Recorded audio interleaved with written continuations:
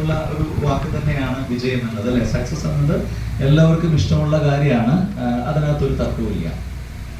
പക്ഷെ തർക്കം വരിക എവിടാന്ന് വെച്ച് കഴിഞ്ഞാല്, വിജയം എല്ലാവർക്കും ഇഷ്ടമാണ്, പക്ഷെ വിജയം എന്താണ് എന്ന് ചോദിക്കുമ്പോഴായിരിക്കും തർക്കം ഉണ്ടാവുക. കാരണം എന്റെ വിജയത്തിന്റെ നിർവചനമാകണമെന്നില്ല നിങ്ങളുടെ വിജയത്തിന്റെ നിർവചനമാകണം.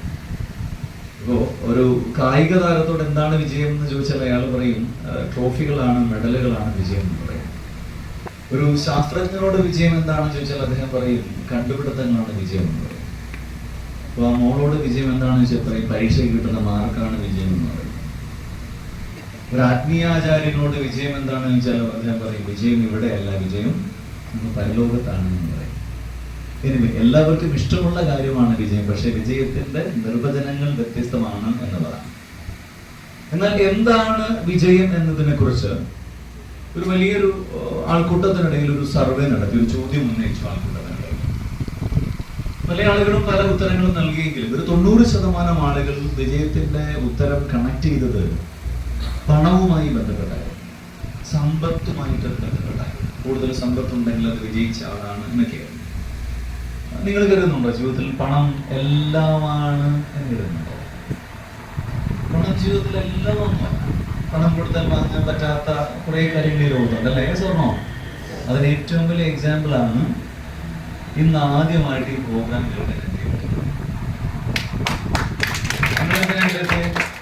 കുന്നംകുളത്ത് കാശുണ്ടാക്കുന്ന എങ്ങനെ പഠിപ്പിക്കുന്ന ഒരു പരിപാടിയുണ്ട്. അത് കേട്ടിട്ട് വേണം കുറച്ച് കാശുണ്ടാക്കാൻ. അങ്ങനെ വന്ന ആളുകളാണോ?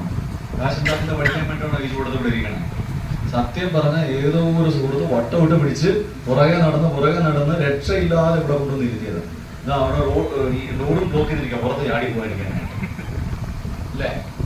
നിങ്ങളിവിടെ വന്നത് ഒരു സുഹൃത്തോ ബന്ധുവോ ക്ഷണിച്ചപ്പോ ആ സൗഹൃദത്തിന് നിലനിൽപ്പിക്കുന്നത് കൊണ്ട് എത്തിയതാണ്. റിലേഷൻഷിപ്പ്, ബന്ധങ്ങൾ കാശ് കൊടുത്താൽ വാങ്ങാൻ പറ്റാത്തൊരു കാര്യമാണ്. ഒരുപാട് കാര്യങ്ങളുണ്ട് ഈ ലോകത്ത് കാശ് കൊടുത്താൽ കിട്ടാത്തത്. അപ്പൊ പണം എല്ലാമല്ല, എന്നാൽ പണം എന്തൊക്കെയോ ആണ്, അല്ലേ? പണം എല്ലാമല്ല, എന്നാൽ പണം എന്തൊക്കെയോ ആണ്. പണത്തെക്കുറിച്ച് സംസാരിക്കുന്ന സമയത്ത് നമ്മൾ സ്ഥിരമായി ഉപയോഗിക്കാറുള്ള 2 പദങ്ങളുണ്ട്: financial freedom and financial security. എന്താ ഫിനാൻഷ്യൽ ഫ്രീഡം? സാമ്പത്തിക സ്വാതന്ത്ര്യം 1947 ഓഗസ്റ്റ് 15 കിട്ടിയതാണ്. അത് ബ്രിട്ടീഷുകാരെ പറഞ്ഞ ദിവസമാണ്, അല്ലെ? എന്താ ഫിനാൻഷ്യൽ ഫ്രീഡം? എന്താണ് ഫിനാൻഷ്യൽ ഫ്രീഡം? ഒരു ഐഡിയ ഇല്ലേ? സാമ്പത്തിക സ്വാതന്ത്ര്യം എന്ന് പറഞ്ഞാട്ട് ഒന്ന് റെസ്പോണ്ട് ചെയ്തോളൂ. നിങ്ങളുടെ അഭിപ്രായം കേൾക്കട്ടെ, എന്താണ്? നമ്മുടെ ആവശ്യത്തിന് പണം ഉപയോഗിക്കാൻ പറ്റണം, അല്ലെ? നമ്മൾ ആഗ്രഹിക്കുന്ന കാര്യങ്ങൾ ആഗ്രഹിക്കുന്ന സമയത്ത് ആഗ്രഹിക്കുന്നത് പോലെ ചെയ്യാൻ പണം ഒരു ബുദ്ധിമുട്ടാകാത്ത ഒരു സമയം, അല്ലെ? സിംപിളി പറഞ്ഞു കഴിഞ്ഞാൽ, ഒന്നുകൂടി ലളിതമായിട്ട് പറഞ്ഞാൽ, അപ്പനും അമ്മയ്ക്കും അസുഖം വന്നാൽ താലൂക്ക് ആശുപത്രിയിൽ കൊണ്ടുപോകണോ ആശ്രം മെഡിസിറ്റിയിൽ കൊണ്ടുപോകണോ എന്ന് കൺഫ്യൂഷൻ ഇല്ലാതെ പറയാൻ പറ്റുന്ന ദിവസം. ഇപ്പോഴും കൺഫ്യൂഷൻ ഒന്നും ഇല്ല സാറേ, നേരെ പോട്ടെ താലൂക്ക് ആശുപത്രി, അല്ലേ? മക്കളെ വിദ്യാഭ്യാസം ചെയ്യുന്നതിനെ കുറിച്ച് ആലോചിക്കുമ്പോ ഏത് രാജ്യത്ത് വിട്ട് പഠിപ്പിക്കണം, ഏത് യൂണിവേഴ്സിറ്റിയിൽ വിട്ട് പഠിപ്പിക്കണമെന്ന് സങ്കോചമില്ലാതെ, കൺഫ്യൂഷൻ ഇല്ലാതെ പറയാൻ പറ്റുന്ന ദിവസം. ഇന്ന് നമ്മുടെ മക്കളുടെ സ്വപ്നങ്ങൾ ചെറിയ സ്വപ്നങ്ങളൊന്നും അല്ല. നമ്മുടെ തലമുറയിലെ ആളുകൾ കണ്ട സ്വപ്നമല്ല നമ്മുടെ മക്കളുടെ സ്വപ്നങ്ങളാണോ? കഴിഞ്ഞ ദിവസം എൻ്റെ ഒരു സുഹൃത്ത്, അദ്ദേഹത്തിന്റെ ഞങ്ങൾ ഒരുമിച്ച് പഠിച്ചതാണ്, അദ്ദേഹത്തിന്റെ മകൻ +2 കഴിഞ്ഞിട്ട് ഗ്രാജുവേഷന് പോകുന്നതിനെ കുറിച്ച് ഉള്ള സംസാരമാണ്. അപ്പോൾ സുഹൃത്തിനോട് പറയാം, എടാ അവന് പുറത്തു പോയി പഠിക്കുന്നതിനെ കുറിച്ച് ആഗ്രഹം. ഞാൻ വിചാരിച്ചുള്ള തമിഴ്നാട്ടിലോ അല്ലെങ്കിൽ കർണാടകത്തിലോ പോയി പഠിക്കുന്നതിനെ കുറിച്ചായിരിക്കും. ഈ ചെക്കൻ പറയണത് അങ്ങ് UK പഠിക്കുന്ന കാര്യമാണ്. നമ്മുടെ മക്കളുടെ സ്വപ്നങ്ങൾ വളരെ വലുതാണ്, അല്ലേ? അപ്പോ മക്കൾക്ക് വിദ്യാഭ്യാസം കൊടുക്കുന്നതിനെ കുറിച്ച് ചിന്തിക്കുമ്പോൾ പണം ഒരു ബുദ്ധിമുട്ടല്ലാതാകുന്ന സമയം, അതാണ് സാമ്പത്തിക സ്വാതന്ത്ര്യം. ഇപ്പൊ ഇവിടെ നമ്മുടെ ബോച്ചെ കഴിഞ്ഞ ദിവസം ഒരു വലിയ സംരംഭത്തിന് നേതൃത്വം നൽകി, അല്ലെ? ഒരു പ്രവാസി മലയാളിയെ തൂക്കുകയറിൽ നിന്ന് രക്ഷിക്കാനായിട്ട് അദ്ദേഹം കേരളം മുഴുവൻ യാചകയാത്ര നടത്തി, അല്ലെ? ഇതൊരു വലിയൊരു ഇനിഷ്യേറ്റീവ് ആയിരുന്നു. കേരളം മുഴുവൻ അദ്ദേഹത്തെ ആ ഒരു രീതിയിൽ ബോച്ചയ്ക്ക് വേറൊരു പരിവേഷം നൽകിയ ഒരു ഇനിഷ്യേറ്റീവ് ആയിരുന്നു. നമുക്കും വാസ്തവത്തിൽ അങ്ങനെ എന്തെങ്കിലുമൊക്കെ കാര്യങ്ങൾ സഹായിക്കണമെന്നൊക്കെ ആഗ്രഹം എല്ലാവർക്കും ഉണ്ടല്ലേ? അങ്ങനെയൊക്കെ നമ്മുടെ സുഹൃത്തുക്കൾക്കോ നമ്മുടെ സഹോദരങ്ങൾക്കോ നമ്മുടെ നാട്ടുകാർക്കോ എന്തെങ്കിലും സഹായം ചെയ്യണമെന്ന് ആഗ്രഹിക്കുന്ന സമയത്ത് പണം ഒരു ബുദ്ധിമുട്ടാകാത്ത സമയം. അങ്ങനെയാണെങ്കിൽ ഈ ഇരിക്കുന്ന നമ്മൾ എത്ര പേർക്കുണ്ട് ആ സാധനം? സാമ്പത്തിക സ്വാതന്ത്ര്യം ഉണ്ടോ? ഇല്ല. രണ്ടാമത്തെ വാക്യം സാമ്പത്തിക സുരക്ഷിതത്വം അഥവാ ഫിനാൻഷ്യൽ സെക്യൂരിറ്റി. എന്താണ് സാമ്പത്തിക സുരക്ഷിതത്വം? അതിന്റെ നിർവചനത്തെ ഇങ്ങനെ പറയുന്നു: നിങ്ങളുടെ നിലവിലുള്ള വരുമാനം ന്യൂനം നിങ്ങളുടെ വരുമാനത്തിൽ നിങ്ങളൊന്ന് കുറച്ച് നോക്കിയേ. ഇപ്പൊ ചില മിടുക്കന്മാർ ചോദിക്കും, ഞാനില്ലെങ്കിൽ ഇപ്പൊ എനിക്ക് എന്തിനാകും? ഞാനില്ലെങ്കിലും എന്റെ വരുമാനത്തെ ആശ്രയിച്ച് കഴിയുന്ന ഒരു കുടുംബമുണ്ട്, ഭാര്യയുണ്ട്, ഭർത്താവുണ്ട്, മക്കളുണ്ട്, മാതാപിതാക്കളുണ്ട്. ഞാനില്ലെങ്കിലും വരുമാനം വേണം വേണ്ടേ? വേണം അല്ലേ? അപ്പൊ ഞാനില്ലെങ്കിൽ എന്റെ വരുമാനം എത്രയാ? 0. ഇപ്പൊ ബാങ്ക് ലോൺ ആരടയ്ക്കും? പണയം വെച്ച് സ്വർണ്ണം ആരടയ്ക്കും? വണ്ടിയുടെ CC ആരടയ്ക്കും? പിടിച്ച് ചിട്ടി ആരടയ്ക്കും? ഒരു ശരാശരി മനുഷ്യന്റെ ഫിനാൻഷ്യൽ സെക്യൂരിറ്റി 0 പോലുമല്ല, നെഗറ്റീവ് ബാലൻസ് ആണ്. നമ്മുടെ അടുത്ത തലമുറയ്ക്കായിട്ട് നമ്മൾ കൈമാറാൻ വെച്ചിരിക്കുന്ന സാമ്പത്തിക സുരക്ഷിതത്തിന്റെ പേര് കടബാധ്യതകളാണ് എന്നത്രേ.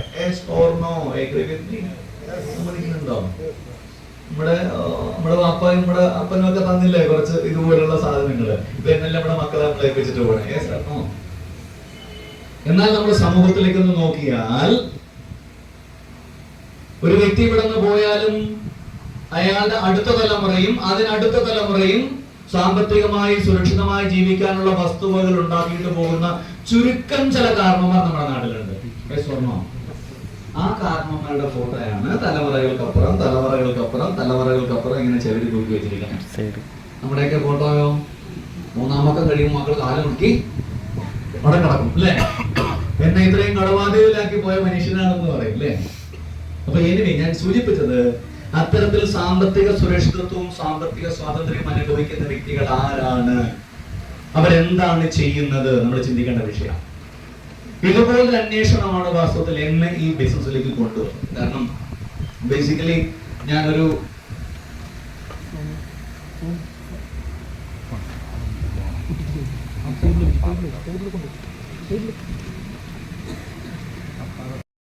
ഈ പോലീസുകാരൻ എന്ന് പറയുമ്പോൾ ഇപ്പോഴത്തെ പോലീസുകാരനല്ല, പണ്ടത്തെ നിക്കർ പോലീസാണ്. നിക്കർ പോലീസിന് എടുത്തു പറയാൻ കാരണം ഇക്കൂട്ടത്തിലെ സർക്കാർ ഉദ്യോഗസ്ഥന്മാർ ആരെങ്കിലും ഉണ്ടാകുമെന്ന് ഞാൻ വിശ്വസിക്കുന്നു, അല്ലെങ്കിൽ സർക്കാർ ഉദ്യോഗസ്ഥന്മാരുടെ കുടുംബത്തിലുള്ള ആരെങ്കിലും ഉണ്ടായിരിക്കുന്നു വിശ്വസിക്കുന്നു. ഇന്നൊരു സർക്കാർ ഉദ്യോഗസ്ഥന് മാന്യമായ വരുമാനമൊക്കെ ഉണ്ട്, ജീവിച്ചു പോകാനൊക്കെ പറ്റും, കുഴപ്പമില്ല. പക്ഷെ അന്നത്തെ കാലത്ത് അങ്ങനെയല്ല. ഞങ്ങൾ 5 മക്കളുണ്ട്. ഞങ്ങൾ 5 മക്കളെ വളർത്താൻ എന്റെ ഉമ്മ കൂലിപ്പണിക്ക് പോയിട്ടുണ്ട്, തൊണ്ട് തല്ലാൻ പോയിട്ടുണ്ട്, അടുത്ത വീട്ടിലൊക്കെ അടുക്കള ജോലിക്ക് പോയിട്ടുണ്ട്. അങ്ങനെ കഷ്ടപ്പെട്ടാണ് ഞങ്ങളെ വളർത്തിയത്. നമ്മൾ പറയല്ലോ, പട്ടിണി കിടന്നവനെ പട്ടിണിയുടെ വിലയറിയുമെന്ന് പറയുമല്ലോ. അങ്ങനെ ഒരുപാട് ബുദ്ധിമുട്ട് അനുഭവിച്ച് വളർന്ന ഒരു കുടുംബത്തിലെ ഒരാളാണ് ഞാൻ. അതുകൊണ്ട് തന്നെ ജീവിതത്തിൽ രക്ഷപ്പെടണം എന്നൊരു തീവ്രമായ ആഗ്രഹം മനസ്സിൽ സൂക്ഷിച്ച ഒരാളാണ് ഞാൻ. പഠിക്കുന്ന സമയത്ത് ട്യൂട്ടോറിയൽ പഠിപ്പിക്കാൻ പോകുമായിരുന്നു, LIC ഏജന്റ് ആയിരുന്നു, അങ്ങനെ ഒരുപാട് ജോലികളൊക്കെ ചെയ്തു. ഡിഗ്രി കഴിഞ്ഞോടെ പോലീസിൽ ജോലി കിട്ടി. നമുക്കറിയാലോ, നമ്മുടെ നാട്ടിൽ ഒരാൾക്ക് സർക്കാർ ഉദ്യോഗം കിട്ടി കഴിഞ്ഞാൽ 56 വയസ്സ് വരെ വേറെ ആരെയും പേടിക്കണ്ട, ശമ്പളം കിട്ടും അല്ലെ? 56 വയസ്സ് കഴിഞ്ഞാൽ പെൻഷനും കിട്ടും, കുഴപ്പമില്ല. എന്നാൽ എന്നെ സംബന്ധിച്ച് ഞാൻ ആ ഒരു ചിന്താഗതിയിൽ ഒതുങ്ങി നിന്നിരുന്നില്ല. കാരണം എന്റെ സ്വപ്നങ്ങൾ അതിനുള്ളിൽ ഒതുങ്ങുന്നതായിരുന്നില്ല. ഞാൻ പോലീസിന് ലീവ് എടുത്ത് ഗൾഫിൽ പോയി. 5 വർഷം ദുബായിൽ ഉണ്ടായിരുന്നു. പിന്നെ കുറെ കച്ചവടങ്ങൾ ചെയ്തു, അച്ചാറ് കച്ചവടം, അരിപ്പൊടി കച്ചവടം, മുയൽ കൃഷി, ഒരുപാട് കാര്യങ്ങൾ ചെയ്തു. ഇത് എല്ലാം ഞാൻ ഈ പരിപാടിയൊക്കെ ചെയ്യുന്ന സമയത്ത് എൻ്റെ ഒരു സുഹൃത്തുണ്ട്, എൻ്റെ പാർട്ണർ, എല്ലാ ബിസിനസ്സിലും പുള്ളിക്കാരൻ എൻ്റെ കൂടെ ഉണ്ടായിരുന്നു. ആ പുള്ളിക്കാരൻ ഈ ബിസിനസ് തുടങ്ങിയപ്പോഴും എന്നോടൊപ്പം ഉണ്ട് കേട്ടോ. ഞങ്ങൾ ഈ ബിസിനസ് തുടങ്ങുന്നതിന് മുമ്പ് ഞങ്ങളുടെ പ്ലാനിങ് എന്ന് പറഞ്ഞു കഴിഞ്ഞാല് മീൻ കച്ചവടം തുടങ്ങാനായിരുന്നു. വേറൊന്നുമല്ല, രക്ഷപ്പെട്ടേ മതിയാകൂ എന്ന് അത്രമേൽ തീവ്രമായി ആഗ്രഹിച്ചിരുന്ന 2 ചെറുപ്പക്കാരായിരുന്നു ഞങ്ങൾ. ഈ ഒരു ദിവസം എൻ്റെ സുഹൃത്ത് ശ്രീകുമാർ, നമ്മുടെ ഇന്ന് ടീം മെലഡി എന്ന ഓർഗനൈസേഷന്റെ ഫൗണ്ടർ ലീഡറാണ് ശ്രീകുമാർ. അദ്ദേഹം ഒരിക്കൽ പറഞ്ഞൊരു വാചകമുണ്ട്, സാറേ, നമ്മൾ ഈ ലോകത്ത് വിജയിച്ചില്ലെങ്കിൽ ദൈവം തമ്പുരാനൊന്നുമില്ല എന്ന് പറയും. ഇതൊക്കെയാ സ്ക്രീൻ ലാപ്ടോപ്പിന്റെ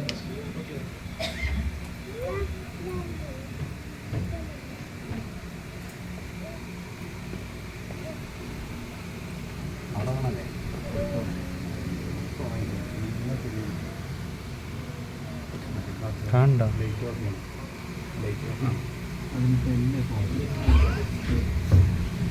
ശ്രീകുമാർ ഒരിക്കലും നിരീശ്വരവാദിയല്ല കേട്ടോ, തികഞ്ഞ ഈശ്വര വിശ്വാസിയാണ്. അദ്ദേഹം അത് പറയാൻ കാരണം ജീവിതത്തിൽ രക്ഷപ്പെടാൻ വേണ്ടി അത്രമേൽ തീവ്രമായി ആഗ്രഹിച്ചൊരു വ്യക്തിയായിരുന്നു കൊണ്ടാണ്. ഒരു 5 വർഷം മുമ്പ് അന്ന് ഞാൻ താമസിക്കുന്നത് കൊല്ലം ARKMന്റെ പോലീസ് ക്വാർട്ടേഴ്സിലാണ്. ഈ ഫോട്ടോ കാണുമ്പോൾ മനസ്സിലാവില്ല എന്റെ ജോലി എന്തായിരുന്നു എന്നുള്ളത്. അന്ന് ഞാൻ കൊല്ലത്ത് സർവീസ് ചെയ്യുന്ന ഒരു ഉദ്യോഗസ്ഥനായിരുന്നു. ഒരു ദിവസം സന്ധ്യാസമയം എന്റെ സുഹൃത്ത് വിളിച്ചിട്ട്, ഞാൻ ഇങ്ങനെ ഒരുപാട് അവസരങ്ങൾ പരീക്ഷിച്ച ഒരാളാണ്, പല പല ബിസിനസ്സുകൾ ചെയ്ത ഒരാളാണ്. ഇപ്പൊ സുഹൃത്ത് വിളിച്ചിട്ട് പറഞ്ഞാൽ, നീ രക്ഷപ്പെടാൻ വേണ്ടി ഒരുപാട് കാര്യങ്ങളൊക്കെ ചെയ്ത ആളല്ലേ, നിനക്ക് രക്ഷപ്പെടാൻ പറ്റുന്ന ഒരു ശരിയായ ഒരു അവസരത്തെ കുറിച്ച് എനിക്ക് ഇതിനോട് സംസാരിക്കാനുണ്ട്, ഒന്ന് കാണണം എന്ന് പറഞ്ഞു. അങ്ങനെയാണ് ഞാൻ എന്റെ സുഹൃത്തിനെ പോലീസ് ക്വാർട്ടേഴ്സിലേക്ക് വിളിക്കുന്നത്. അദ്ദേഹം വന്ന് ഈ ബിസിനസിനെ കുറിച്ചൊക്കെ പറഞ്ഞു. ഈ ബിസിനസ് പ്ലാൻ കേട്ട സമയത്ത്, ഇപ്പം ഞാനും നിങ്ങളും തമ്മിൽ ഈ ബിസിനസ്സിലുള്ള വ്യത്യാസം എന്താണ് യഥാർത്ഥത്തില്? ഞങ്ങൾ ആരും ഗോപിച്ചമുണ്ട് സുഹൃത്തുക്കളോ ബന്ധുക്കളോ ഒന്നും അല്ല. ഞാൻ ഈ കമ്പനിയുടെ സ്റ്റാഫും അല്ല, ഇവരാരും ഈ കമ്പനിയുടെ സ്റ്റാഫും അല്ല. ഇന്ന് നിങ്ങളൊരു സുഹൃത്ത് വിളിച്ച് ഈ പ്രോഗ്രാമിൽ കൊണ്ടുവന്ന് ഇരുത്തിയതുപോലെ ഒരു 5 വർഷം മുമ്പ് എന്റെ ഒരു സുഹൃത്ത് ഞാൻ താമസിക്കുന്ന പോലീസ് ക്വാർട്ടേഴ്സിൽ വന്നിട്ട് ഇങ്ങനെ ഒരു അവസരമുണ്ട് എന്ന് പറഞ്ഞു. ഇവിടെ ഞാനും നിങ്ങളും ഒരു വ്യത്യാസമുണ്ട്. ഒന്ന്, ഞാൻ 5 വർഷം മുമ്പ് കേട്ടു, നിങ്ങൾ ഇപ്പൊ കേട്ടു. അതല്ല ഇതിന്റെ ഏറ്റവും പ്രധാനപ്പെട്ട വ്യത്യാസം.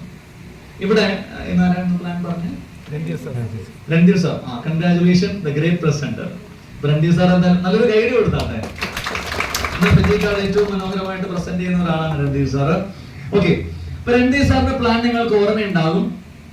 ഡെയിലി 30,000 രൂപ വെച്ച് കിട്ടും, മാസം 9 ലക്ഷം രൂപ വെച്ച് കിട്ടും, 50 ലക്ഷം രൂപ കാർ ഫണ്ട് കിട്ടും, 1 കോടി രൂപ വില്ല ഫണ്ട് കിട്ടും എന്നൊക്കെ പറഞ്ഞു. ഞാൻ ആത്മാർത്ഥമായിട്ട് ചോദിക്കുക, നിങ്ങൾ വേറെ ഒന്നും വിചാരിക്കണ്ട, നിങ്ങളിൽ എത്ര പേര് ഈ പറഞ്ഞ 50 ലക്ഷവും 1 കോടിയും വിശ്വസിച്ചിട്ടുണ്ട്? നിങ്ങളുടെ മനസ്സിലിരിപ്പ്, സാറേ തള്ളുന്നതിനൊക്കെ ഒരു പരിധി വേണ്ടേ എന്ന് ആയിരിക്കും നിങ്ങളുടെ മനസ്സിലപ്പുണ്ടായിരുന്നു അല്ലേ? പക്ഷെ ഞാനും നിങ്ങൾ തമ്മിലുള്ള വ്യത്യാസം, ആ ബിസിനസ് പ്ലാൻ കേട്ട അന്നത്തെ ദിവസം ഞാൻ എന്റെ മനസ്സിൽ കുറിച്ചിട്ടൊരു വാചകമാണ്, I will achieve ₹1 crore. കമ്പനിയുടെ 1 കോടി രൂപ ഞാൻ വാങ്ങിയിരിക്കും. പക്ഷെ നിങ്ങൾ മനസ്സിലാക്കണം, ഞാൻ അങ്ങനെ ഒരു തീരുമാനം എടുത്ത സമയത്ത്, ഞാൻ എന്റെ ഡയറിയിൽ ആ വാചകം എഴുതി വെച്ച സമയത്ത്, ഞാൻ 1 കോടി വാങ്ങിച്ച ആരെയും കണ്ടിട്ടില്ല, 50 ലക്ഷം വാങ്ങിച്ച ആരെയും കണ്ടിട്ടില്ല. കമ്പനി ആർക്കും അത് കൊടുത്തിട്ടില്ല അന്ന് വരെ. പക്ഷെ വ്യത്യാസം എന്താണെന്നറിയോ? ഇപ്പൊ ഞാൻ ഈ കമ്പനിയുടെ 1 കോടി വാങ്ങിയ ആളാണ് എന്ന് പറഞ്ഞാലും നിങ്ങൾ പറഞ്ഞെന്താ അറിയോ, അത് അങ്ങനെ കൊണ്ട് പറ്റും, എന്നെ കൊണ്ട് പറ്റുമോ? ഞാൻ ഇതാരും വാങ്ങാത്ത സമയത്താണ് ഞാൻ ഇങ്ങനൊരു തീരുമാനം എടുത്തത്. അതാണ് ഞാൻ നിങ്ങളുടെ വ്യത്യാസം എന്ന് പറയുന്നത്. മറ്റുള്ളവർ അവിശ്വസിക്കുന്നതിനെ വിശ്വസിക്കാൻ തയ്യാറായ ആളുകൾ, മറ്റുള്ളവർ അസാധ്യം എന്ന് തോന്നുന്നത് ചിന്തിക്കുന്നതിനെ സാധ്യമെന്ന് ചിന്തിക്കുന്ന ആളുകൾ, അവരാണ് ചരിത്രം തിരുത്തിയിട്ടുള്ള ആളുകൾ. ഒരു 5.5 വർഷം മുമ്പ് ഈ ബിസിനസ് പ്ലാൻ കേട്ട സമയത്ത് ഞാൻ എന്റെ മനസ്സിൽ കുറിച്ചിട്ട വാചകമായിരുന്നു, ഈ കമ്പനിയുടെ 1 കോടി രൂപ ഞാൻ വാങ്ങിയിരിക്കും. അങ്ങനെ ഒരു തീരുമാനം എടുത്താൽ പിന്നെ പോലീസിനെ പണിക്ക് പോകാൻ പറ്റുമോ? പോയില്ല. അങ്ങനെ പോലീസിലെ യൂണിഫോമും ഒരു വെച്ച് ഞാൻ ഇറങ്ങിയതാണ്. ഇപ്പൊ സ്വാഭാവികമായിട്ടും പോലീസിനൊരു കുഴപ്പമുണ്ട്, പണിക്ക് പോയില്ലെങ്കിൽ എന്ത് ചെയ്യും? പിരിച്ചുവിടും. എന്നെയും പോലീസിൽ നിന്ന് പിരിച്ചുവിട്ടു. നമ്മളത് മനസ്സിലാക്കണം. സാധാരണ ഒരു പ്രൈവറ്റ് എംപ്ലോയിയെ ജോലിയിൽ നിന്ന് പിരിച്ചു വിട്ടാൽ അയാള് ടെൻഷൻ ആവുകയില്ലേ, ഡിപ്രഷൻ ആവുകയില്ലേ? ഇത് 20 കൊല്ലത്തെ സർവീസ് ആണ് കേട്ടോ. എന്റെ ബാച്ചിൽ സർവീസിൽ കയറിയ ഉദ്യോഗസ്ഥന്മാരൊക്കെ പല സ്റ്റേഷനിലും സബ് ഇൻസ്പെക്ടർമാരാണ്. അപ്പോ ഒരു ചെറിയ റിസ്ക് ആണോ ഞാൻ അന്ന് എടുത്തത്? ഒരു വലിയ റിസ്ക് ആണ് ഞാൻ എന്റെ ലൈഫിൽ അന്ന് എടുത്തത്. ഓക്കെ, അന്ന് അങ്ങനെ ഒരു തീരുമാനം എടുത്തു. പക്ഷേ നമ്മൾ പറയും, in moments of decision your destiny is shaped. നമ്മൾ തീരുമാനങ്ങൾ എടുക്കുന്ന സമയത്ത് നമ്മുടെ വിധി നിർണ്ണയിക്കപ്പെടുന്നു എന്ന് പറയുന്നു. അന്ന് ഒരു 5.5 വർഷം മുമ്പ് ഞാൻ എടുത്ത ആ ഒരു തീരുമാനമാണ് എന്റെ ജീവിതത്തിൽ, എന്റെ മാത്രമല്ല എന്നോടൊപ്പം വന്ന ആയിരക്കണക്കിന് ആളുകളുടെ ജീവിതത്തിൽ മാറ്റമുണ്ടാക്കിയത്. ഞാൻ ഈ ബിസിനസ് സ്റ്റാർട്ട് ചെയ്തു. എന്റെ പല സുഹൃത്തുക്കളോട് ഞാൻ ഈ ബിസിനസിനെ കുറിച്ച് പറഞ്ഞു, വളരെ ആവേശപൂർവ്വം. കാരണം പ്ലാൻ വളരെ അട്രാക്റ്റീവ് ആണല്ലോ. അപ്പൊ ചില സുഹൃത്തുക്കളൊക്കെ നല്ല കട്ട നെഗറ്റീവ് പറയുന്ന ആളുകളാണല്ലോ. ഈ പോലീസുകാരുടെ സ്വഭാവം അറിയാലോ, എന്തെങ്കിലും കാര്യം പെട്ടെന്ന് വിശ്വസിക്കുന്ന കൂട്ടരാണ് അവര്. നിങ്ങൾ നല്ലൊരു കാര്യം പറയാൻ ചെന്ന് നോക്കിയേ, ഒരു പോലീസുകാരൻ ആദ്യം ചോദിക്കുന്നത് എന്തൊക്കെ ഉണ്ടായിക്കൊണ്ടെന്നായിരിക്കും. അവരെ കുറ്റം പറഞ്ഞിട്ട് കാര്യം, നമ്മുടെ ജോലിയുടെ ഭാഗമാണ്. കേൾക്കുന്നെല്ലാം അതുപോലെ വിശ്വസിച്ചാൽ പോലീസിന് പണി ചെയ്യാൻ പറ്റുമോ? പറ്റില്ല. അപ്പൊ എന്റെ സുഹൃത്തിനോട് ഞാനിങ്ങനെ കുറെ നെഗറ്റീവ് ചോദിച്ചു. അപ്പൊ എന്റെ സുഹൃത്തിന് തിരിച്ചൊരു ചോദ്യം ചോദിച്ചു, ഇവിടെ താൻ ഈ ബിസിനസ് ചെയ്യണ്ട. പക്ഷെ താൻ ഈ ബിസിനസ് ചെയ്തില്ല എങ്കിൽ നമ്മുടെ നാട്ടിൽ ഫ്ലിപ്കാർട്ടും ആമസോണും കച്ചവടം ചെയ്യില്ലേ? ചെയ്യുമല്ലോ. നമ്മുടെ നാട്ടിലെ ആളുകൾ സൂപ്പർ മാർക്കറ്റിൽ സാധനം വാങ്ങിയില്ലേ? വാങ്ങുമല്ലോ. അവർ വിൽക്കുകയും ചെയ്യും, നമ്മൾ വാങ്ങുകയും ചെയ്യും. അങ്ങനെയാണെങ്കിൽ എന്തുകൊണ്ട് ഫ്ലിപ്കാർട്ട് എന്ന പേരിന് പകരം ഫിജിക്കാർട്ട് എന്ന പേര് പറഞ്ഞുകൂടാ? അങ്ങനെ നമ്മൾ പറയാൻ തയ്യാറായാൽ, അതിലൂടെ ഞാനും നീയും നമ്മുടെ നാട്ടുകാരും ഈ കമ്പനി ഉൽപ്പന്നങ്ങൾ വാങ്ങിയാൽ അതിന്റെ ഒരു വരുമാനം കമ്പനി നമുക്ക് തരുമെങ്കിൽ ഈ ബിസിനസ്സിന് എന്താണോ ഒരു തെറ്റ്? വാസ്തവത്തിൽ ഈ ഒരു ചോദ്യമാണ് എന്നെ ഈ ഒരു കോൺസെപ്റ്റിൽ കൺവിൻസ് ചെയ്ത ഒരു കാര്യം എന്ന് പറയണം. അങ്ങനെ ഞാൻ ബിസിനസ് തുടങ്ങി. എന്റെ പല സുഹൃത്തുക്കളോട് ബിസിനസ് പറഞ്ഞു. ഞാൻ ആദ്യത്തെ ഒരു 40 പേരോട് വളരെ ആവേശപൂർവ്വം ബിസിനസ് പറഞ്ഞു. 40 പേര് എന്നോട് പറഞ്ഞു, നീ പോയി രക്ഷപ്പെട്ടോ, എന്നെ വിട്ടേ. എന്റെ ഏറ്റവും അടുത്ത സുഹൃത്ത്, എന്റെ കൂടെ സ്കൂളിൽ പഠിച്ചവൻ, എന്റെ കൂടെ കോളേജിൽ പഠിച്ചവൻ, എന്റെ കൂടെ പോലീസിൽ ജോലി കിട്ടിയവൻ, ഞാൻ വളരെ പ്രതീക്ഷയോടാണ് ഈ ബിസിനസ് പറഞ്ഞത് കേട്ടോ. ഞാൻ ഈ ബിസിനസ് എല്ലാം പറഞ്ഞ് വളരെ പ്രതീക്ഷയോടെ വീട്ടിൽ തിരിച്ചു വന്നപ്പോഴത്തേക്ക് ഈ പുള്ളിക്കാരൻ ഫോൺ ചെയ്യുന്നു. എനിക്കല്ല, എന്റെ ഭാര്യയ്ക്ക്, എന്റെ ഫാമിലി ഫ്രണ്ടാ.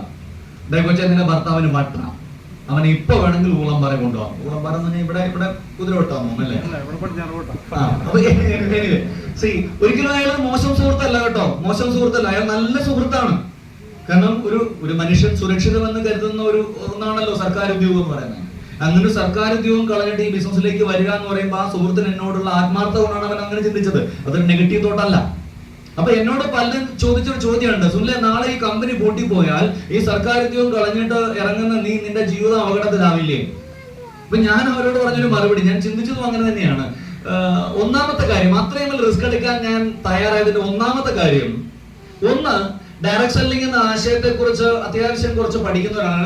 ജീവിതം രക്ഷപ്പെടാൻ വേണ്ടി ഇറങ്ങി തിരിച്ചപ്പോ അതിന് സഹായകമാകുന്ന എന്തൊക്കെ അവസരങ്ങൾ ലോകത്തുണ്ട് എന്ന് നന്നായിട്ട് പഠിച്ചപ്പോ ഇന്റർനെറ്റിലൂടെയും മറ്റു പുസ്തകങ്ങളിലൂടെയും ലോകത്ത് നിരവധി സാധാരണക്കാരെ കോടീശ്വരന്മാരാക്കിയ ഒരു അവസരമാണ് ഡയറക്ട് സെല്ലിംഗ് ഇൻഡസ്ട്രി എന്ന് പഠിക്കാൻ സാധിച്ചിട്ടുണ്ട്. നിയമപരമായിട്ടുള്ള ഒരു ബിസിനസ് ആണ് ഡയറക്ട് സെല്ലിംഗ് എന്ന് പഠിക്കാൻ സാധിച്ചിട്ടുണ്ട്. 2, ഈ കമ്പനിയുടെ സ്ഥാപകൻ എന്ന് പറയുന്നത് അത് മറ്റാരുമല്ല, പണത്തിനപ്പുറം മനുഷ്യനും മാനുഷിക മൂല്യങ്ങൾക്കും മനുഷ്യത്വത്തിനും വില കൽപ്പിക്കുന്ന ഡോക്ടർ ബോബി ചെമ്മണ്ണൂരാണ് ഈ കമ്പനിയുടെ സ്ഥാപകൻ എന്നതുമാണ് ഈ കമ്പനിയെ ഒരു ഫുൾ ടൈം പ്രൊഫഷനായി, കരിയറായി ഏറ്റെടുക്കാനുള്ള ഒന്നാമത്തെ കാരണം എന്ന് പറയുന്നത്. അപ്പൊ ഞാൻ ചിന്തിച്ചത്രേ ഉള്ളൂ, നാളെ ബോബി ചെമ്മണ്ണൂർ ഈ കമ്പനി നിർത്തിപ്പോയാൽ തീർച്ചയായിട്ടും എന്റെ കുടുംബം വഴിയാകാനാവും. പക്ഷെ ഞാൻ ബോച്ചയ്ക്ക് ആയിരക്കണക്കിന് സ്ഥാപനങ്ങളുണ്ട് അല്ലെ, നൂറുകണക്കിന് ജ്വല്ലറി ഉണ്ട്, ബാങ്കിങ് സ്ഥാപനങ്ങളുണ്ട്, ഒരുപാട് സ്ഥാപനങ്ങളുണ്ട്. ആ ജ്വല്ലറിയുടെയും ബാങ്കിങ് സ്ഥാപനങ്ങളുടെ മുമ്പിൽ പോയി കുടില് കിട്ടും, ഉപവാസം കിടക്കും, കല്ലെടുത്തെറി. നിങ്ങൾ വരില്ലേ? നിങ്ങളും വരും അല്ലേ? സ്വർണ്ണോ? ഞാൻ സൂചിപ്പിച്ചത് ആയിരക്കണക്കിന് സ്ഥാപനങ്ങളുള്ള ഒരു വ്യക്തിയാണ്. കഴിഞ്ഞ 158 കൊല്ലമായിട്ട് ഇന്ത്യയിൽ ബിസിനസ് ചെയ്യുന്ന ഗ്രൂപ്പാണ് ചെമ്മണ്ണൂർ ഇന്റർനാഷണൽ ഗ്രൂപ്പ് അല്ലെ. അങ്ങനെ ഒരു പ്രസ്ഥാനം ഇങ്ങനെ ഒരു ബിസിനസ്സിലേക്ക് വന്നുവെങ്കിൽ അതൊരു ചെറിയൊരു വിഷനോട് കൂടി അല്ല വന്നിരിക്കണേ.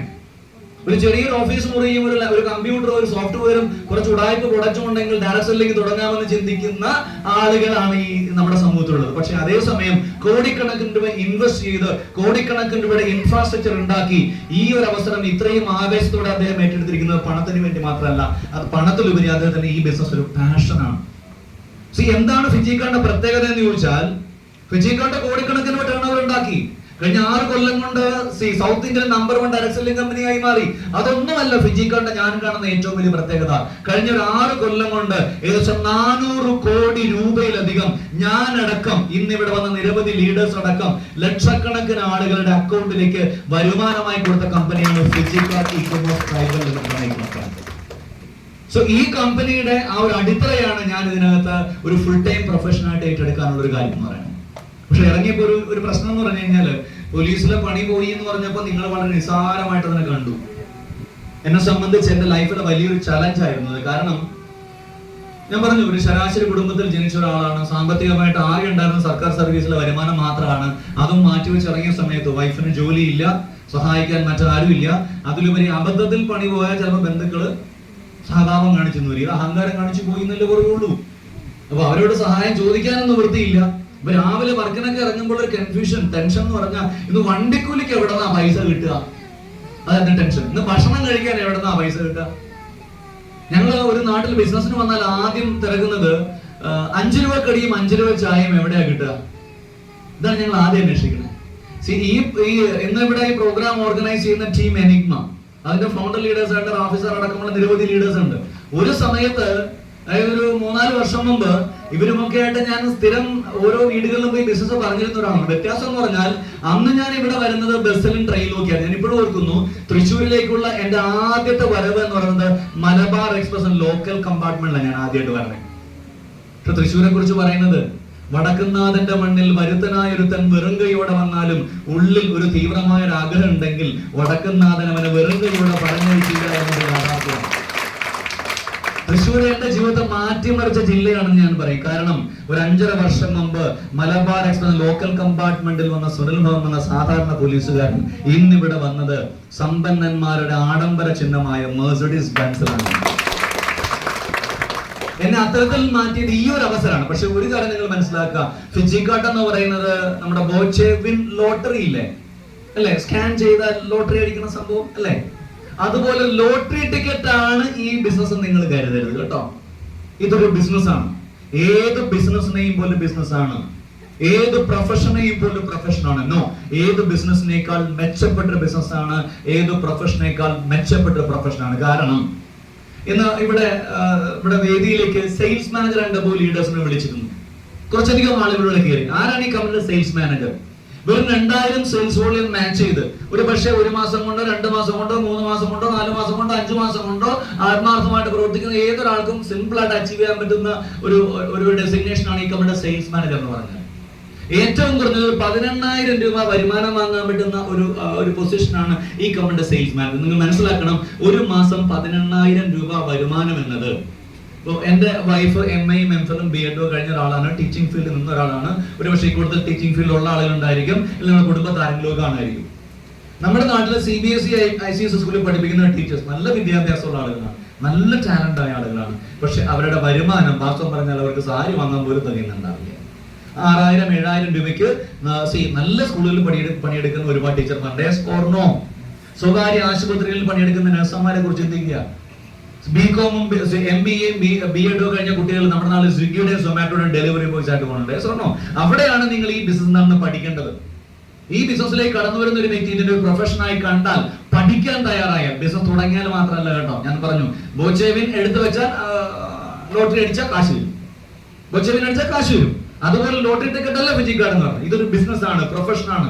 ഇതിനെ നിങ്ങൾ പഠിക്കാൻ തയ്യാറായാൽ, ഇതിനെ നിങ്ങൾ മനസ്സിലാക്കാൻ തയ്യാറായാൽ, ഇതിനൊരു പ്രൊഫഷനായിട്ട് ഏറ്റെടുക്കാൻ തയ്യാറായാൽ, കമ്പനി പറഞ്ഞ ഡെയിലി 30,000 അടക്കം 50,000 ബൈക്ക് ഫണ്ടും 5 ലക്ഷം കാർ ഫണ്ടും 50 ലക്ഷം പ്രീമിയം കാർ ഫണ്ടും 1 കോടി ഹാപ്പി ഹോം ഫണ്ടും അടക്കം വാങ്ങാൻ സാധിക്കുന്ന ഒരു ബിസിനസ് ആണ്. കാരണം ഇതെല്ലാം ഈ കമ്പനിയിൽ നിന്ന് വാങ്ങിയ ഒരാളാണ് ഞാൻ.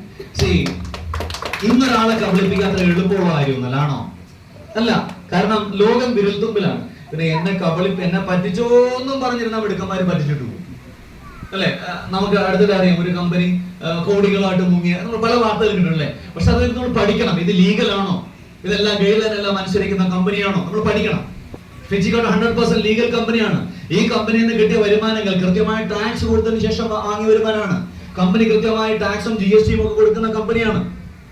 ഈ കമ്പനിയുടെ 5 ലക്ഷം കാർ ഫണ്ട് വാങ്ങിയതിന്റെ സ്ക്രീൻഷോട്ടുകളാണ് നിങ്ങൾ ഈ കാണുന്നത്. കഴിഞ്ഞ 2021 നവംബർ 24-ാം തീയതി ഈ കമ്പനിയിൽ നിന്ന് കമ്പനിയുടെ 50 ലക്ഷം രൂപ കാർ ഫണ്ട് വാങ്ങിയതിന്റെ സ്ക്രീൻഷോട്ടാണ് നിങ്ങൾ കാണുന്നത്. സങ്കടത്ത് കാണിച്ചാൽ ചെമ്പരത്തി പോകുന്ന ഇനിയൊന്നും പറഞ്ഞേക്കരുത് കേട്ടോ, ഇനി കിട്ടില്ല എന്ന് പറയരുത് കേട്ടോ. അപ്പൊ ഇത് കിട്ടിക്കഴിഞ്ഞ 7 മാസം കഴിഞ്ഞപ്പോഴാണ് കമ്പനിയുടെ 1 കോടി വില്ല ഫണ്ട് കിട്ടുന്നത്. ഈ 50 ലക്ഷം കിട്ടിയ സമയത്താണ് ഈ ബിസിനസ്സിൽ വന്ന് 8 മാസം ഞാൻ വളരെ നന്നായിട്ട് കഷ്ടപ്പെട്ടു. ബസ്സിലും ട്രെയിനിലും ഒക്കെ യാത്ര ചെയ്തു. തോളത്ത് 2 ബാഗും തൂക്കി, ഒരു തോളിൽ ലാപ്ടോപ്പ് ബാഗും ഒരു തോളിൽ ട്രാവൽ ബാഗും. ഒരു 7 ദിവസം താമസിക്കാനുള്ള തുണിയായിട്ടാണ് ഞാൻ ഇറങ്ങണ വീട്ടിൽ നിന്ന്. അങ്ങനെ ഓരോ സ്ഥലങ്ങളിലും പോയി ടീം ബിൽഡ് ചെയ്ത ആളാണ്.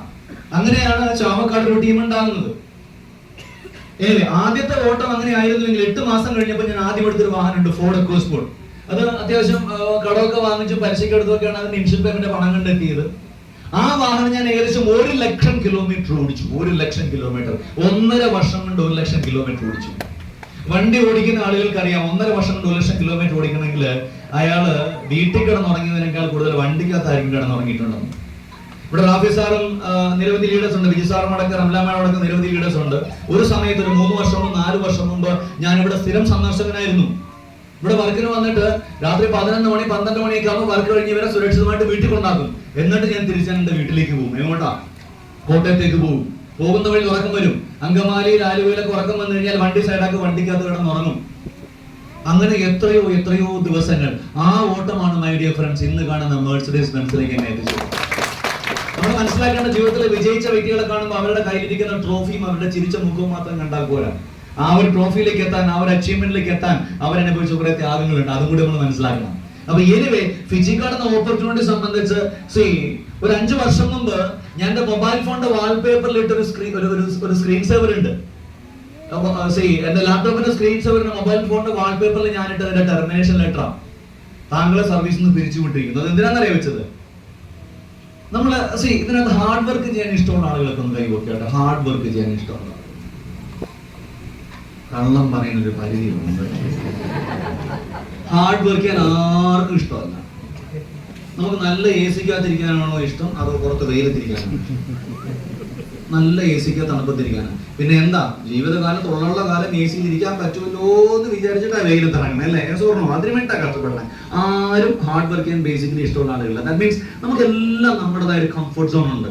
ആ കംഫർട്ട് സോൺ ഇരിക്കാനാണ് നമുക്ക് താല്പര്യം. പക്ഷെ ആ കംഫർട്ട് സോൺ ബ്രേക്ക് ചെയ്യണമെങ്കിൽ നമുക്ക് ശക്തമായ ഒരു കാരണം വേണം അല്ലേ? എന്നെ സംബന്ധിച്ച് എന്റെ കംഫർട്ട് സോൺ ബ്രേക്ക് ചെയ്യാൻ ഞാൻ കണ്ടെത്തിയ കാരണമായിരുന്നു എന്റെ ടെർമിനേഷൻ ലെറ്റർ. ആ ടെർമിനേഷന്റെ മൊബൈൽ നമ്മൾ എപ്പോഴും കാണുന്ന സാധനം എന്താ? ഒരു ദിവസം നമ്മൾ ഏറ്റവും കൂടുതൽ പ്രാവശ്യം കാണുന്ന സാധനം എന്താ? ഭാര്യയുടെ മുഖമോ മക്കളുടെ മുഖമോ? അല്ല, മൊബൈൽ ഫോൺ അല്ലെ? അപ്പൊ ആ മൊബൈൽ ഫോൺ നോക്കുന്ന സമയത്ത് ആ മൊബൈൽ ഫോൺ എന്നോട് സംസാരിക്കും. എടാ സുനിലെ, നിന്റെ പണി പോയടാ, നിനക്ക് ഇരിക്കാൻ അവകാശമില്ല, നിനക്ക് ഉറങ്ങാൻ അവകാശമില്ല, നീ ഓടടാ ഓട് എന്ന് എന്നോട് പറയാൻ ഞാൻ കണ്ടെത്തിയ സെൽഫ് മോട്ടിവേഷൻ ടൂൾ ആയിരുന്നു അത്. നമുക്ക് വേണ്ട ഏറ്റവും വലിയ മോട്ടിവേഷൻ എന്ന് പറയുന്നത് എന്താണെന്നറിയോ? സെൽഫ് മോട്ടിവേഷനാ. ഇപ്പൊ നമ്മുടെ മോട്ടിവേറ്റ് ചെയ്യാൻ ആരും ഉണ്ടായിരുന്നില്ല. എനിക്ക് ഞാൻ കണ്ടെത്തിയ മോട്ടിവേഷൻ ടൂൾ ആയിരുന്നു അന്ന് ഞാൻ അവിടെ കുറിച്ചിട്ടത്. ഫിജിക്കാർഡിന്റെ ഓഫീസിൽ ഞാനും എന്റെ 2 partners, Mister Benny, Mister Sreekumar, ഞങ്ങൾ 3 പേരും കൂടെ ആദ്യമായിട്ട് വരുന്ന ഒരു ദിവസമുണ്ട്. കമ്പനിയിൽ സൈനപ്പ് എല്ലാം ചെയ്തതിനു ശേഷം കമ്പനിയുടെ ഓഫീസിൽ പോയ ആളുകൾക്ക് അറിയാം, അതിന്റെ റിസപ്ഷനിൽ ഒരു ബോർഡ് വെച്ചിട്ടുണ്ട്. കമ്പനിയുടെ ആദ്യത്തെ 10 അച്ചീവേഴ്സിന്റെ ബോർഡ്. ശ്രദ്ധിച്ചിട്ടുണ്ടോ? ശ്രദ്ധിച്ചിട്ടുണ്ടല്ലേ? നിങ്ങൾ എല്ലാവരും വന്ന് നോക്കിയിട്ടെന്ന് പറഞ്ഞു, ആ thumbs up, very good, Sunil സാറിന്റെ ഫോട്ടോ ഉണ്ട്, ശ്രീമാ സാറിന്റെ ഫോട്ടോ ഉണ്ട്, വെരി ഗുഡ് അല്ലെ? അങ്ങനെയൊക്കെ പറഞ്ഞിട്ട് വന്നു അല്ലെ? പക്ഷെ ഞങ്ങൾ അവിടെ പോയിട്ട് മറ്റുള്ളവർക്ക് വേണ്ടി കൈയടിച്ചിട്ടല്ല ഞങ്ങൾ വന്നത്. ഞങ്ങൾ അന്ന് സൈനപ്പ് ചെയ്ത ദിവസം തുടങ്ങിയിട്ടേ ഉള്ളൂ. ഞങ്ങൾ അവിടെ നിന്ന് ഒരു പ്രതിജ്ഞ എടുത്തിട്ട് ഇറങ്ങിയേ, വരുന്ന 1 വർഷത്തിനുള്ളിൽ കമ്പനിയുടെ ഈ ആദ്യത്തെ 10 അച്ചീവേഴ്സിന്റെ ഫോട്ടോ ഉണ്ടല്ലോ, അതിൽ ഒരു ഫോട്ടോ ഞങ്ങളുടേതായിരിക്കുമെന്നൊരു ദൃഢനിശ്ചയം എടുത്തിട്ടാണ് ഞങ്ങൾ വന്നത്. ആ തീരുമാനം ഉറച്ചതായതുകൊണ്ടാണ് ഇന്ന് നിങ്ങൾ ചെന്ന് നോക്കിയാൽ മെറിഡിയന്റെ 1 അല്ല 2 ഫോട്ടോ ആദ്യത്തെ ടോപ്പ് 10 അച്ചീവേഴ്സിന് എത്തുന്നുണ്ട്. അത് ഞാൻ പറഞ്ഞൊരു തീരുമാനം എടുക്കാനുള്ള ചങ്കൂറ്റമുണ്ടെങ്കിൽ ഫിജിക്കാർഡിൽ എന്തും സാധ്യമാണ്. ഞാൻ 1 കോടി വാങ്ങിയിരിക്കുന്നതിന് എഴുതിയതെങ്കിൽ നിങ്ങൾ ഈ കാണുന്നത് ഞങ്ങളുടെ ഐഡിയുടെ സ്ക്രീൻഷോട്ടാ. ഒന്നാമത്തെ ഐഡി AA06390. ബിസിനസ് സ്റ്റാർട്ട് ചെയ്ത ആളുകളൊക്കെ ഒന്ന് കൈവയ്ക്കട്ടെ. ബിസിനസ് സ്റ്റാർട്ട് ചെയ്ത ആളുകൾ, ഓക്കെ, എല്ലാവരുടെ മൊബൈൽ ഫോണിലും ആപ്ലിക്കേഷൻ ഉണ്ട് അല്ലെ? ഐഡി ഓപ്പൺ ചെയ്യാൻ അറിയാം, എല്ലാവർക്കും അറിയാലോ. നമ്മുടെ ഐഡി ഓപ്പൺ ചെയ്യുന്ന സമയത്ത് ഈ വാലറ്റ് എന്നൊരു സാധനം കാണുമല്ലേ? ഈ വാലറ്റ് എന്താ? ഈ വാലറ്റ് അന്ന് വരെ കിട്ടിയ വരുമാനം, ടാക്സ് കഴിഞ്ഞതിന് കിട്ടിയതിന് ശേഷം ഉള്ള വരുമാനം അല്ലെ? അത് ഡെയിലി ഇൻകം മാത്രമേ ഇത് കാണിക്കുള്ളൂ. അതിന്റെ പെർഫോമൻസ് ബോണസ് ഉണ്ടോ? ഇല്ല, ഒന്നും ഉണ്ടാവില്ല. ഞങ്ങളുടെ ഒന്നാമത്തെ ഐഡിയിലെ ഡെയിലി ഇൻകം മാത്രം. അത് എത്ര എഴുതിയിരിക്കണേ? വായിക്കാവോ?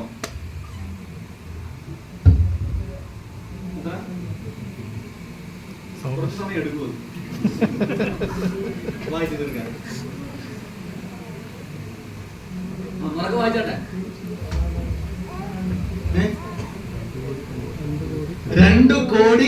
2,92,98,400 രൂപ, ഏകദേശം 3 കോടി രൂപ ഡെയിലി ഇൻകം മാത്രം വാങ്ങിയ ഒരു ഐഡിയ നിങ്ങൾ കാണണം.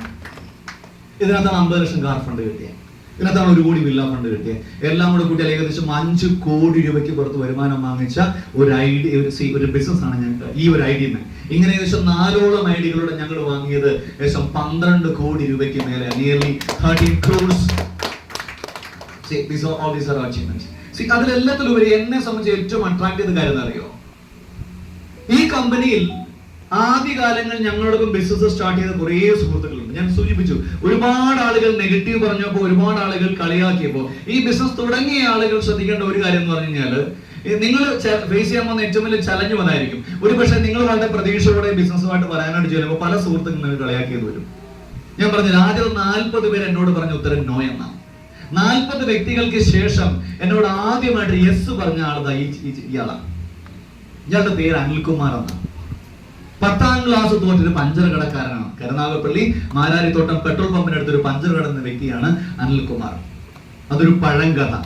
പക്ഷെ ഇന്ന് അനിൽകുമാർ ഫിജി കാർഡിലൂടെ ഒരു 3 കോടി രൂപയെങ്കിലും മിനിമം വരുമാനം വാങ്ങിയ കമ്പനിയുടെ നാഷണൽ സെയിൽസ് മാനേജറാണ് അനിൽകുമാർ എന്ന ഈ വ്യക്തി. ഇത് മാറ്റമാണോ? അല്ലേ? മാറ്റമാണ്. അദ്ദേഹം വെച്ച 1 കോടിയോളം വിലമതിക്കുന്ന വീടിന്റെ പിക്ചറായി കാണാൻ. ഇത് ഞങ്ങളുടെ ബിസിനസ് സ്റ്റാർട്ട് ചെയ്തൊരു ഓട്ടോറിക്ഷ ഡ്രൈവറാണ്. പേര് സാബു മാധവൻ. ഓച്ചിറ ക്ഷേത്രത്തിന്റെ ഫ്രണ്ടിൽ ഓട്ടോ സ്റ്റാൻഡിൽ ഓട്ടോ ഓടുന്ന വ്യക്തിയാണ്. ആകെ ഉണ്ടായിരുന്ന ഒരു ഓട്ടോറിക്ഷ സിസിക്കാര് സിസി അടയ്ക്കാത്തത് കൊണ്ട് ജപ്തി ചെയ്തുകൊണ്ട് പോയിട്ട് ആ സമയത്താണ് പുള്ളിക്കാരൻ ഫിജി കാർഡ് ബിസിനസ് സ്റ്റാർട്ട് ചെയ്തത്. ഇന്ന് പുള്ളിയുടെ പേരിൽ ഒരു റെക്കോർഡ് എന്ന് പറഞ്ഞാൽ 4 വർഷം കൊണ്ട് 3 കാറുകൾ. ഇപ്പൊ ഉപയോഗിക്കുന്നത് 23 ലക്ഷം രൂപയുടെ മഹീന്ദ്ര സ്കോർപിയോ എന്ന വാഹനമാണ്. ഇങ്ങനെ ഒരുപാട് ആളുകൾ ഈ ബിസിനസ്സിലൂടെ വലിയ മാറ്റങ്ങൾ ഉണ്ടാക്കിയിട്ടുണ്ട് ഞങ്ങളോടൊപ്പം ഈ ബിസിനസ്സിലേക്ക്. ഓർഡിനറി, വളരെ സാധാരണക്കാരായിട്ട് ഈ ബിസിനസ്സിലേക്ക് വന്നതാണ്. പക്ഷെ ഇന്ന് അവർ ഓർഡിനറി അല്ല, ഇന്ന് അവർ എക്സ്ട്രാ ഓർഡിനറി ആണ്. ഈ ചെറുപ്പക്കാരൻ 10ാം ക്ലാസ്സിൽ 159 മാർക്ക് വാങ്ങിയ വ്യക്തിയാണ്. ഒരു ഓട്ടോറിക്ഷ ഡ്രൈവറാണ്. പേര് ജോബ് യോഹന്നാൻ. ഇന്ന് കമ്പനി ഏകദേശം 1.5 കോടി രൂപയ്ക്ക് പുറത്ത് വരുമാനം വാങ്ങിച്ച കമ്പനിയുടെ സോണൽ സെയിൽസ് ഡെവലപ്മെന്റ് മാനേജറാണ്. അതിലെല്ലാത്തിലും ഉപരി ഇന്ന് അദ്ദേഹം വേദിയിൽ കയറിയാല് നമ്മുടെ അനീഷ് സാറിനെ പോലെയാണ്. വേദി ഇളക്കി മറിച്ചിട്ടേ പോകും. അനീഷ് സാറ് വന്നാൽ പിന്നെ ആ വേദിയിൽ കയറാൻ എനിക്ക് പേടിയാവും കേട്ടോ. അമ്മാതി അനക്കിട്ട് പോകുന്നതാണ്. ഇതുപോലെ ഒരു ട്രെയിനറാണ് ജോബ് യോഹന്നാൻ. അദ്ദേഹം SSLC ബുക്കുമായിട്ടാണ് വരണേ. എന്താ അറിയോ? ആളുകൾ വിശ്വസിക്കില്ല അദ്ദേഹം SSLC തോറ്റ ആളാണ്. ഞാൻ സൂചിപ്പിച്ചത് ഇങ്ങനെ നിരവധി ആളുകൾ ഇപ്പൊ ഒരുപാട് സ്ത്രീകൾ ഇവിടെ ഇരിപ്പുണ്ട്. അപ്പൊ നിങ്ങൾ ചോദിക്കുന്നത് ഞങ്ങളെ കൊണ്ട് സാധിക്കുന്നതാണോ? ഇന്ന് ഫിജി കാർഡ് ആദ്യത്തെ 100 അച്ചീവേഴ്സിന് നിങ്ങൾ ടോപ്പ് 100 അച്ചീവേഴ്സിന് ലിസ്റ്റ് ഫിജി കാർഡിന്റെ സൈക്കിൾ ഉണ്ടല്ലേ? അത് നോക്കി കഴിഞ്ഞാൽ അതിന്റെ 25% വീട്ടമ്മമാരാണ് എന്നുള്ളതാണ്. ഞാൻ സ്ത്രീകളുടെ അച്ചീവ്മെന്റ് ഒരു പുരുഷന്റെ അച്ചീവ്മെന്റിനേക്കാൾ വിലമതിക്കുന്നുണ്ട്. കാരണം പുരുഷനെ സംബന്ധിച്ച് ഈ മേഖല എന്നല്ല, ഏത് മേഖലയിലേക്ക് കടന്നു വരുമ്പോഴും അവന് പ്രവർത്തിക്കാൻ മറ്റു വിലങ്ങുതടികളൊന്നുമില്ല. രാവിലെ സൂട്ടും കോട്ടും അവനങ്ങ് ഇറങ്ങിയാൽ മതി. പക്ഷെ ഒരു സ്ത്രീ, ഒരു വർക്കിംഗ് ലേഡി ആണെങ്കിൽ രാവിലെ വീട്ടിൽ നിന്ന് ഇറങ്ങുന്നതിന് മുമ്പ് വീട്ടിലേക്കുള്ള സകല ജോലിയും ചെയ്യേണ്ടി വരും അല്ലെ? ഭർത്താവിനും കുഞ്ഞുങ്ങൾക്കുമുള്ള ഭക്ഷണം വെച്ച് വിളമ്പി അത് വെച്ചതിന് ശേഷം വീട്ടിൽ നിന്ന് ഇറങ്ങുന്ന ഒരുപാട് വീട്ടമ്മമാരെ എനിക്കറിയാം. രാത്രി 10 മണിക്കും 11 മണിക്കും മടങ്ങി വരുമ്പോൾ വീട്ടിൽ പാചകം ചെയ്യാനുള്ള അരിയും പച്ചക്കറിയും വാങ്ങിച്ചിട്ട് വീട്ടിലേക്ക് മടങ്ങി പോകുന്ന വീട്ടമ്മമാരെ എനിക്കറിയാം. ഫിജി കാർഡ് ബിസിനസ്സിൽ ഒരു ദിവസം 200-250 കിലോമീറ്റർ ഈ ചൂടത്തും, അത് മഴയാണെങ്കിലും അതുപോലെ തന്നെ ഒരു മടിയുമില്ലാതെ 2 വീലർ ഓടിക്കുന്ന വീട്ടമ്മമാരെ എനിക്കറിയാം ഈ ബിസിനസ്സിൽ. അവരെല്ലാം ഫിജി കാർഡിന് ഒരു മാസം 25,000, 50,000, 1 ലക്ഷം, 2 ലക്ഷം, 5 ലക്ഷം ഒക്കെ വാങ്ങുന്ന ഒരുപാട് ആളുകളുണ്ട്. കടബാധ്യതയുണ്ട്, അത് തീർക്കണമെന്ന് ആഗ്രഹിക്കുന്ന ഒരാളിന്, മക്കളുടെ സ്വപ്നങ്ങൾ പൂർത്തീകരിച്ചു കൊടുക്കണമെന്ന് ആഗ്രഹിക്കുന്ന ആളിന്, മാതാപിതാക്കളെ നല്ല രീതിയിൽ നോക്കണമെന്ന് ആഗ്രഹിക്കുന്ന ഒരാളിന്, എത്ര വലിയ സ്വപ്നമാണെങ്കിലും ആത്മാർത്ഥമായി ഈ അവസരത്തെ പഠിക്കാനും മനസ്സിലാക്കാനും ഏറ്റെടുക്കാനും തയ്യാറാണെങ്കിൽ അതെല്ലാം ഇതിലൂടെ സാധ്യമാണെന്ന് തെളിയിച്ച ആയിരക്കണക്കിന് ആളുകൾ ഈ പ്രസ്ഥാനത്തിലുണ്ട്. പക്ഷെ ഇവർക്കെല്ലാം പൊതുവായിട്ട് കാരണം ഉണ്ടായിരുന്നു. ജീവിതത്തിൽ രക്ഷപ്പെടണമെന്നൊരു തീവ്രമായ ആഗ്രഹം. ഇതിന് 5 കൊല്ലം മുമ്പ് ഞങ്ങൾ 3 സുഹൃത്തുക്കൾ ഒരുമിച്ച് തുടങ്ങി എന്ന് പറഞ്ഞു. ഈ ചിത്രം ഒന്ന് നോക്കണം, ഇനി കാണിക്കാൻ പോകുന്ന ചിത്രം ഒന്ന് നോക്കണം. ഈ ചിത്രം കണ്ടേ, ആകെ ഒരു ദാരിദ്ര്യം പോലും അല്ലേ? ഇത് അന്ന് ഇത് എന്തെങ്കിലും ഒരിക്കലും ഇങ്ങനെ കാണിക്കേണ്ടി വരുമെന്ന് വിചാരിച്ചൊന്നും എടുത്തതല്ല. ഇതൊക്കെ നാച്ചുറൽ ഫോട്ടോസാ. ഒരുപക്ഷെ ഫിജി കാർഡ് വാങ്ങിയ 12 കോടിയുടെയോ മെഴ്സഡീസ് ബെൻസിന്റെയോ ജാഗ്വാറിന്റെയോ ഒന്നും വലിപ്പം പറയണ്ട. ഈ 2 ചിത്രങ്ങളുടെ വ്യത്യാസം മാത്രം കാണിച്ചാൽ മതി ഫിജി കാർഡ് ഞങ്ങൾ എന്ത് നേടി എന്നറിയാം. Yes or no? പൃഥ്വിരാജും അതുപോലെയുള്ള ജയസൂര്യയൊക്കെ സിനിമയിൽ ആദ്യകാലം വരുമ്പോഴും കുറെ കാലം കഴിഞ്ഞുള്ള പിക്ചറും പോലല്ലേ ഈ 2 പിക്ചറും? എന്താണെന്നറിയോ? പണം വരുമ്പോ മനസമാധാനം വരും, മനസമാധാനം വരുമ്പോ ഗ്ലാമർ ഓട്ടോമാറ്റിക്കലി വരും. നിങ്ങൾ അത്യാവശ്യം ഇപ്പോഴുള്ള ഫോട്ടോ ഒക്കെ ഒന്ന് എടുത്ത് വെച്ചേക്കണം കേട്ടോ. ഫിജി കാർഡ് സീരിയസ് ആയിട്ട് ചെയ്യണമെങ്കിൽ 5 കൊല്ലം കഴിയുമ്പോൾ വേണമെങ്കിൽ ഇതുപോലെ കാണിക്കാൻ പറ്റും. അപ്പൊ ഞാൻ സൂചിപ്പിച്ചത് മൈ ഡിയർ ഫ്രണ്ട്സ്, ഇപ്പൊ ചില ആൾക്ക് തോന്നാം എന്താണിത്, what is the magic behind it? എങ്ങനെ ഈ കമ്പനി മാസം 9 ലക്ഷം കൊടുക്കണേ? എങ്ങനെ ഈ കമ്പനി 1 കോടി കൊടുക്കണേ? എന്താ മാജിക്? മൈ ഡിയർ ഫ്രണ്ട്സ്, ഇവിടെ ഒരു മാജിക്കും ഇല്ല. Only logic. സിംപ്ലി ഇന്ന് ലോകത്തെ ഏറ്റവും വലിയ കോടീശ്വരന്മാരുടെ പട്ടികയിൽ വരുന്ന ഒരാളാണ് ആമസോണിന്റെ ഉടമസ്ഥൻ ജെഫ് ബെസോസ് അല്ലേ? സ്വിഗ്ഗിയുടെയും സൊമാറ്റോയുടെയും ഉടമസ്ഥർ, ഫ്ലിപ്കാർട്ടിന്റെ ഉടമസ്ഥർ കോടീശ്വരന്മാരല്ലേ? യെസ്. എന്താണ് ആമസോണിന്റെ ഉടമസ്ഥൻ കോടീശ്വരനാകാനുള്ള കാര്യം? എന്റെയും നിങ്ങളുടെ ആമസോണിന്റെ മൊബൈൽ ആപ്ലിക്കേഷൻ മൊബൈൽ ഫോണിലുള്ള ആളുകൾക്ക് ഒന്ന് കൈവക്കിയാട്ടെ. ആമസോണിന്റെ ആപ്ലിക്കേഷൻ മൊബൈൽ ഫോണിലുള്ള ആളുകൾ എന്നിട്ട് കൈവക്കിയാട്ടെ. നമ്മളല്ലെങ്കിൽ നമ്മുടെ വീട്ടിൽ ആരുടെയെങ്കിലും ഒരാളിന്റെ മൊബൈൽ ഫോണിൽ, ഒന്നുകിൽ ഹസ്ബൻഡിന്റെയോ അല്ലെങ്കിൽ മക്കളുടെ ആരുടെയെങ്കിലും ഒരാളുടെ മൊബൈൽ ഫോണിൽ ആമസോണിന്റെ ആപ്ലിക്കേഷൻ കാണും. Yes or no? നമ്മളെല്ലാം ഒരു മാസം കോടിക്കണക്കിന് ഉൽപ്പന്നങ്ങൾ ആമസോണിൽ പർച്ചേസ് ചെയ്യുന്നുണ്ട്. പുള്ളിക്കാരൻ അമേരിക്കയിൽ നിന്ന് കൊറിയർ അയക്കുന്ന സാധനങ്ങളല്ല നമ്മളിവിടെ നിന്ന് വാങ്ങണേ. നമ്മുടെ നാട്ടിലെ ഉൽപ്പന്നങ്ങൾ നമ്മൾ കാശ് കൊടുത്ത് വാങ്ങുമ്പോൾ പുള്ളി അമേരിക്കയിൽ നിന്ന് കാശ് ഉണ്ടാക്കുന്നു. പുള്ളിക്ക് എന്താ ഉള്ളത്? ഒരു മൊബൈൽ ആപ്ലിക്കേഷൻ മാത്രം, ഒരു വെബ്സൈറ്റ് മാത്രം, ഒരു സർവീസ് പ്രൊവൈഡർ മാത്രമാണ് മാസം പറഞ്ഞ ആമസോൺ. കറക്റ്റ് അല്ലേ? എന്ന് പറഞ്ഞതുപോലെ Fijikart.com എന്ന വെബ്സൈറ്റിൽ നിങ്ങളൊരു സ്റ്റോർ ഐഡി ക്രിയേറ്റ് ചെയ്യുമ്പോൾ, എനിക്കൊരു സ്റ്റോർ ഐഡി ഞാൻ ആദ്യം കാണിച്ചു, AA06390, അത് ഞാൻ ക്രിയേറ്റ് ചെയ്തൊരു സ്റ്റോർ ഐഡിയാണ്. ആ സ്റ്റോർ ഐഡിയിലൂടെ ഒരു മാസം ഏകദേശം ഒരു 2.5-3 കോടി രൂപയുടെ കച്ചവടം നടക്കുന്നുണ്ട്. ഒരു തരത്തിൽ പറഞ്ഞാൽ ഒരു 3 കോടി രൂപയുടെ കച്ചവടം നടക്കുന്ന കടയുടെ ഉടമസ്ഥനാണ് ഞാൻ. കച്ചവടക്കാരുണ്ടെങ്കിൽ അതിന്റെ തിയറി കറക്റ്റ് ആയിട്ട് മനസ്സിലാവും. 3 കോടി കച്ചവടം ചെയ്താൽ 10% പ്രോഫിറ്റ് ഉണ്ടെങ്കിൽ 30 ലക്ഷം കിട്ടിയില്ലേ? 5% കിട്ടിയാൽ 15 ലക്ഷം കിട്ടിയില്ലേ? അപ്പൊ ഇതൊരു ബിസിനസ്സാണ്. പക്ഷെ ഒരു 3 കോടിയുടെ കച്ചവടം ചെയ്യണമെങ്കിൽ നമ്മൾ 30 കോടി ഇൻവെസ്റ്റ് ചെയ്യണം. മാസം 3 കോടിയുടെ കച്ചവടം ഉണ്ടാക്കിയാൽ 10 ലക്ഷം രൂപ ലാഭം ന്യായമല്ലേ?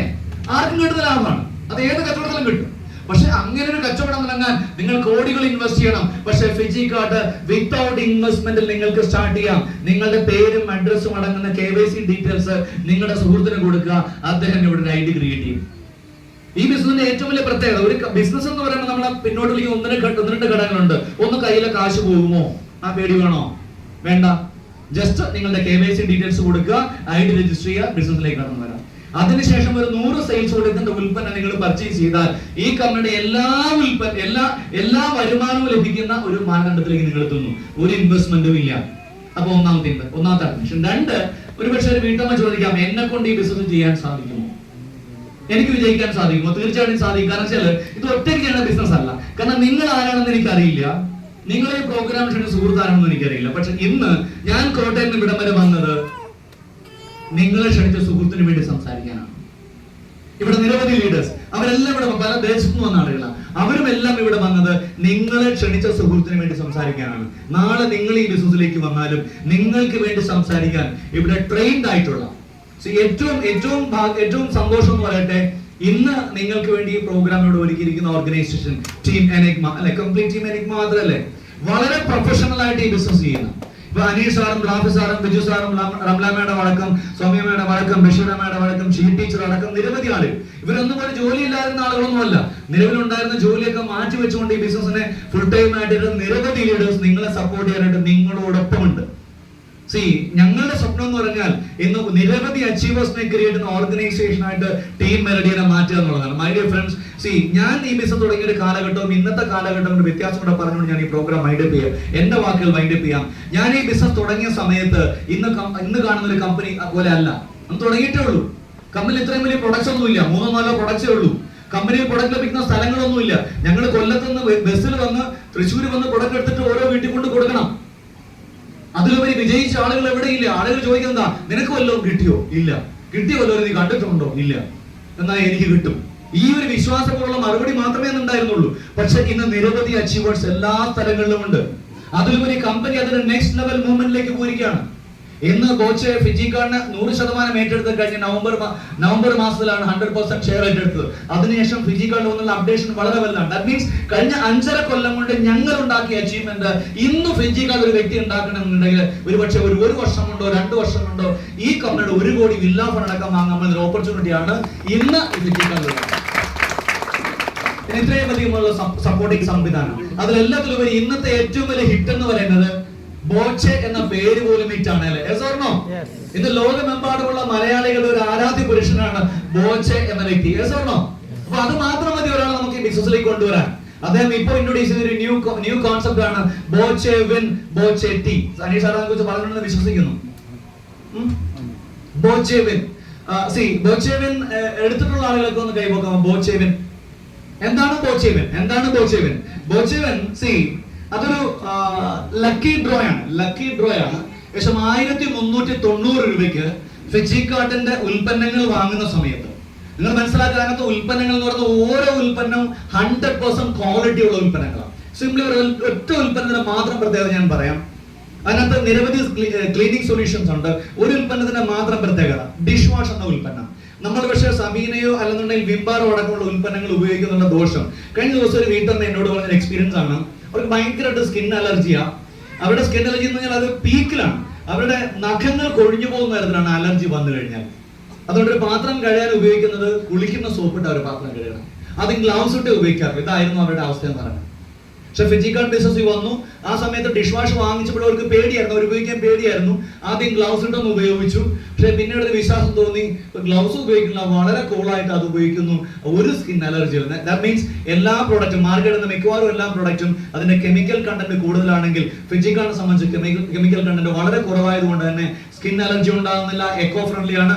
ഇതുപോലെ ആ പാക്കേജിലുള്ള എല്ലാ ഉൽപ്പന്നങ്ങളും നമ്മുടെ നിത്യജീവിതത്തിൽ ഉപയോഗിക്കാൻ പറ്റുന്ന ഏറ്റവും ക്വാളിറ്റി ഉള്ള ഉൽപ്പന്നങ്ങളാണ്. അങ്ങനെ ഒരു 5 സെയിൽസ് വോളിയം മൂല്യമുള്ള ഉൽപ്പന്നമാണ് 1390 കമ്പനി തന്നെ. അത് വാങ്ങുന്ന സമയത്ത് ഒരു ബോച്ചെ ടീ പാക്കും അതിനോടൊപ്പം ഒരു ലക്കി ഡ്രോ കൂപ്പണും കമ്പനി തരുന്നു. ഇത് ലോട്ടറി ടിക്കറ്റ് അല്ല, ഒരു ലക്കി ഡ്രോ ആണ്. ഓക്കെ, അത് ഒരു കൂപ്പണിനകത്ത് 30ഓളം ടിക്കറ്റ് ഉണ്ട്. 30 ദിവസം നമുക്ക് തുടർച്ചയായിട്ട് നമുക്ക് സമ്മാനം ലഭിക്കും. 100 രൂപ മുതൽ 10 ലക്ഷം രൂപ വരെ ഡെയിലി പ്രൈസ്, കോടിക്കണക്കിന് രൂപയുടെ ബമ്പർ പ്രൈസ്. അപ്പൊ അത്രയും വലിയൊരു ഒരു സമ്മാന പദ്ധതിയാണ് നമ്മുടെ ബോച്ചേവിനോട് ഇൻട്രൊഡ്യൂസ് ചെയ്യുന്നത്. ഇപ്പൊ ഇവിടെ ബോച്ചേവിൽ ഒരു 100 രൂപയെങ്കിലും സമ്മാനം ലഭിച്ചിട്ട് ആളുകളൊക്കെ ഒന്ന് കൈവക്കിയാട്ടെ.